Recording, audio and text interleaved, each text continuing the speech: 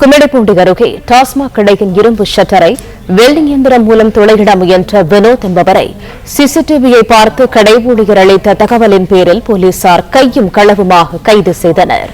கூடுதல் தகவல்களை தருகிறார் எமது செய்தியாளர் முகுந்தன். முழு விவரங்கள் என. வணக்கம். திருவள்ளூர் மாவட்டம் கும்மிடிப்பூண்டி அடுத்த தச்சூர் பகுதியில் அரசு டாஸ்மாக் கடை இயங்கி வருகிறது. இந்த டாஸ்மாக் கடை ஆள் நடமாட்டமே இல்லாத முற்புதர் மண்டிய பகுதியில் அமைந்துள்ளது.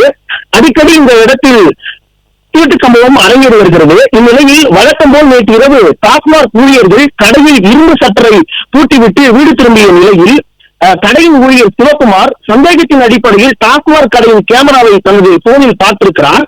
அப்போது மர்ம நபர் ஒருவர் இரும்பு சட்டரை கட்டிங் இயந்திரத்தை கொண்டு வெட்டி கொண்டிருந்த காட்சியை பார்த்து அவர் அதிர்ச்சி அடைந்திருக்கிறார். உடனே கவரப்பட்ட அரசு காவல்துறைக்கு அவர் தகவல் தெரிவித்த அடிப்படையில் விரைந்து சென்ற கவரப்பட்டை காவல்துறையினர் திருட்டு சம்பவத்தில் ஈடுபட்டிருந்த வினோத் என்ற இளைஞரை கைது செய்தனர். கட்டிங் இயந்திரத்தை வைத்து நெருப்பு கொடி பறக்க சட்டை அறுத்துக் கொண்டிருந்த நபரை சம்பவ இடத்திலேயே வைத்து போலீசார் கைது செய்திருக்கிறனர். அது தொடர்பான சிசிடிவி காட்சிகள் தற்போது வெளியாகி கவரப்பட்டை பகுதியில் பெரும் பரபரப்பு ஏற்படுத்தியிருக்கிறது.